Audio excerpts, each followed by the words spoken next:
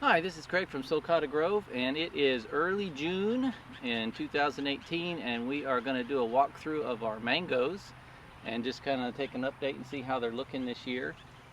They are, some of them very close to being pickable. Most of them are a few weeks away, but we'll take a look at what we got.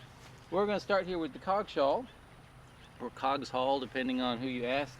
But they are starting to break some color on them, and got a pretty decent crop this year.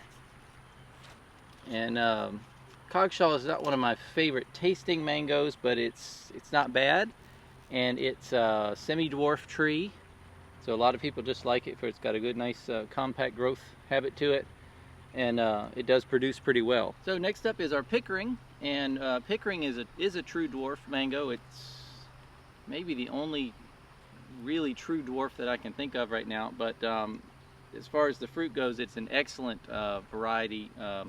Pickering has a little bit of that coconutty flavor to it. It's a larger mango for being a smaller tree, but a lot of people really like this tree because, again, it's a very small one, and we've had people say that if they could redo everything, they would take everything out and just plant Pickering. This is our lemon zest tree. Last year, our lemon zest produced a lot of fruit, and it was really good.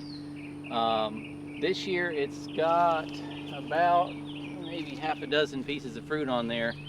Lemon zest is one that has kind of fallen out of favor recently because it's not shown to have very good resistance from several types of fungal diseases. It is a very delicious fruit when you can get it going, but fewer and fewer people are planting it now just because the disease resistance issue, and for some reason, I don't know, this year it didn't produce very heavy for us. This is our Namdok Mai. This is actually Valerie's favorite tree, and so we call this as hers. And it's this tree's only been in the ground for about 3 years now, and it's gonna have it look like its best crop this year. This is another kind of a semi-dwarf tree, but it has an excellent fruit, and this is a lot of people's favorite. Just it's a nice, sweet, well-balanced fruit flavor to it, and it tends to produce very well. So this is our lemon meringue tree. It's also called Popu Kalay, or PPK. It is a tree that is from Burma, now Myanmar, I guess. And this is very likely my favorite of all mango trees. This is the fruit is just so sweet and delicious. It's lemon meringue is a very good descriptor for the taste. And this is like one of the most recent trees we've put in, and last year I think we may have had like 1 or 2 fruit on it, and this year it's got quite a bit, so I'm very happy about that. This is like I said, this is one of my certainly top 5, if not top 2 or 3. So this is a Valencia Pride. This is one of my favorite trees, not necessarily for the fruit, but the tree itself. It's a nice, vigorous grower. It's very easy to prune and shape, and the fruit is good. It's not exquisite over the top. It's just a good kind of a basic mango, but it produces very heavily. This is kind of like my bomb-proof mango. It never disappoints me, so it's one of my favorites for that reason. This is our dot mango. This probably is my least favorite of all our mangoes that we have right now. It's there's nothing wrong with it. It's a good mango. It tastes pretty good, but it's in the moderate range of flavor. The mangoes are fairly small, and it's just not, for us, it's just not been a terribly good bearer of fruit either. So this is kind of, it's not a bad one. There's nothing wrong with it. Those of you who dot is your favorite, if there's any, never heard anybody say that actually, but if it is, my apologies. It's probably my least favorite of the ones that we're growing right now, but it does have a good amount of fruit on it this year. Maybe it'll change my mind. So this is one I'm really excited about this year. This is our Harvest Moon. Harvest Moon is one of the newer Zills mangoes that kind of has lost a little bit of popularity because it's not always a good bearer. But the fruits are large and delicious. And I think last year I only had like maybe 2 or 3 off of this tree, and now you can see this year I've got a lot on there. And so I'm really looking forward to these guys ripening, but it's like these are not even full size yet, and it looks like we're going to have a good a good harvest of harvest moons, and we're looking forward to eating those. Well, this is our coconut cream, and last year by far this produced the best fruit that we had in our yard. But coconut cream it's a weird tree. It's got this weird, very twisty growth pattern to it. And the fruit we got off of this for the first like 2 years wasn't very good. And so we were thinking, do we want to pull this one out? But then last year they were just exquisite, over the top, the best mangoes we'd ever had. And so give your trees a few years. If it's not great when their trees are small, let them put some size on, because it very well may improve. But so I got a lot of fruit on this year, and we're looking forward to eating all of these. This is the Eldon mango. This is one I probably need to relocate it. It's not in a spot where it's very happy, and it's staying very small. Eldon is supposed to be a fairly early mango, but here we are, and I know my friend's got a big Eldon tree, and he's already eaten all of his. So, but Eldon is an old commercial variety. It's really good. It has a wonderful smell to it. There is no better smelling anything than a mango off of an Eldon tree, but it's kind of fallen out of favor for the same reason with the lemon zest, as it has some susceptibility to fungal diseases. But if you've got space for one, especially if you can put one in an open area where it's going to get lots of breeze, and the fungus won't be as much of an issue, Eldon is definitely a good one to try. This is our Mangifera odorata. So it's not a mango, but it is the same genus, so very closely related. It's also called the Kuini, but it does have a little bit of fruit on this year. We've never tried the fruit, so we're looking forward to hoping it will hold on to some of these. We have several of these kind of odd ones that we keep back here in the back, just to kind of see how they are and see if we like them. But this is kind of our experimental section. So hopefully later on we'll be able to taste some of these and let you know what we think of them. So also back in our little experimental zone, we have an Ugly Betty. Sorry, Ugly Betty, you ended up back here. They don't get quite as much attention as some of the other ones, but we do have some fruit coming in this year. And you can see it's kind of a weird lumpy looking fruit, which is where the tree gets its name. But if it's an ugly fruit and they've still selected for it, you know it's got to taste good. So it's kind of like with the name this bad, it's got to be good. So we're hopefully I'm going to have, I think I've just got one fruit on there this year, but well, if it makes it, we'll definitely have a tasting video for it. This is Beverly. Beverly is kind of famous for being one of the really late mangoes in the season. This is the first year that ours have produced. This is also kind of back in our little experimental zone, so it doesn't get too much attention, but it's coming along very nicely, and the tree's growing well, and so we'll get to try some fruit probably pretty late in this season. This tree doesn't have a name. It is a selection from the repository in Miami. This is a seedling of Tyler Premier. It probably has a number somewhere that I don't know what is, but supposedly it's very good. This is the first year we've had fruit on this one, so we'll get to try it and let you know. And if it's good, we'll try to find out if it has a name, and if not, maybe we'll give it one. This is the ice cream mango. This is another kind of a semi-dwarf to dwarf-sized tree. A lot of the mango connoisseurs really love this one. It's a spicier mango. It's got a lot of very complex flavor to it. It's a little tricky to grow. You can see on this, it gets a lot of these dead tips. It's fairly susceptible to anthracnose, more so than other varieties. And so it can be a little trickier to grow. You don't probably, if you're just going to have one mango and you're starting out with mangoes, ice cream's probably not the best one to pick. But once they get established, and if you take good care of them, you'll get some really delicious mangoes off of them. And you can see we've got some down here. This one actually cropped twice this year.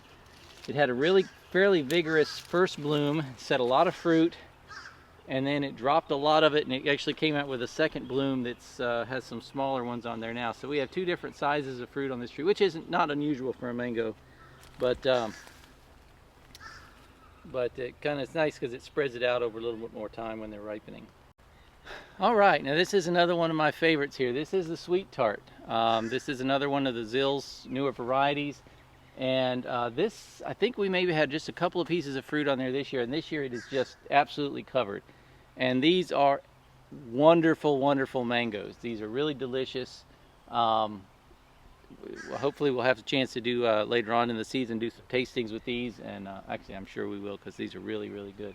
But this tree has done really well this year, and it's spread out a lot, and has a lot. I reshaped some of these branches. They were going very vertically, and so I got some cinder blocks onto some of the branches to try to get them a little more horizontal. Horizontal branches tend to be stronger, and they split. They're not going to split the tree as much, so they can hold more fruit.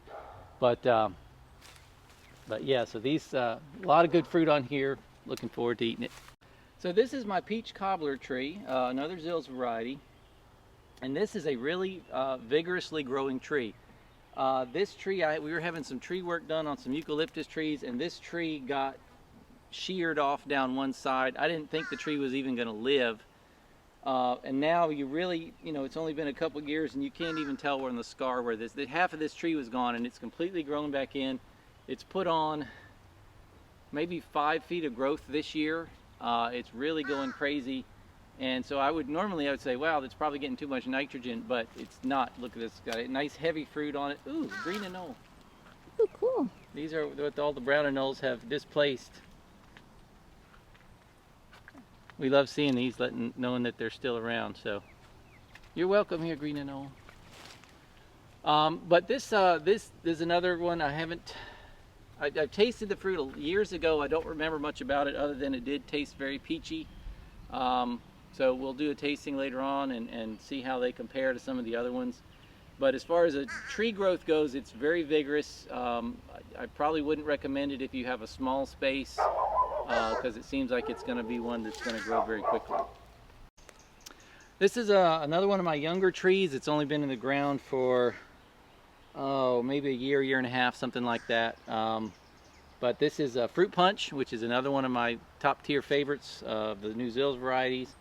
And as you can see, it's got some fruit coming up here, and this produces a fairly large fruit, and it is excellent in excellent quality and flavor. Very complex fruity flavor to it, and it's been doing really well, growing well. And obviously, if I just put this in recently, it's already got I got 5 nice pieces of fruit on there, so it's a good producer.